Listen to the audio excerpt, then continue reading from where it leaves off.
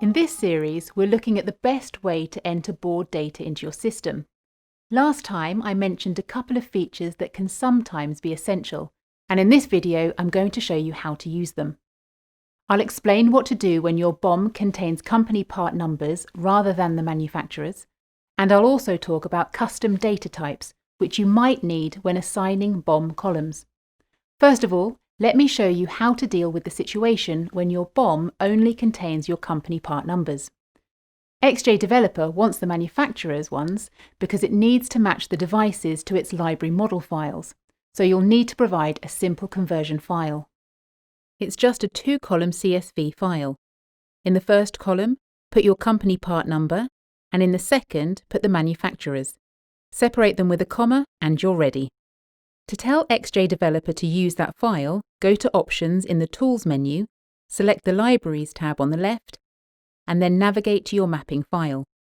A point worth noting is that this file will now be used by any project running on that PC. Also, if you transfer the project to another computer, the mapping won't automatically move with it. So that's what to do if your BOM uses company part numbers. The other thing I wanted to share with you is the custom data type.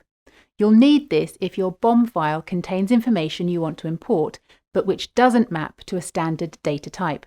For example, maybe it's got extra data you want to keep available because you know it will help when deciding which library files to assign to devices.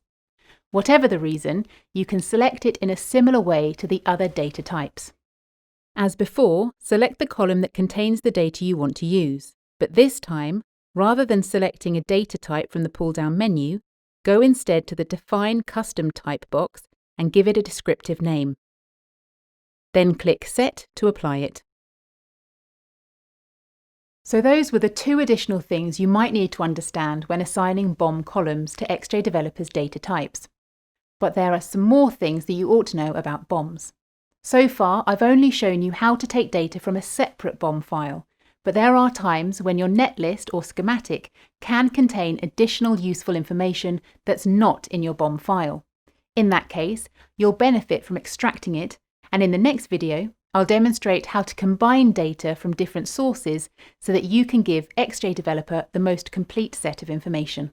Thank you for watching this video. If you found it helpful, please subscribe for more and leave a like or a comment below.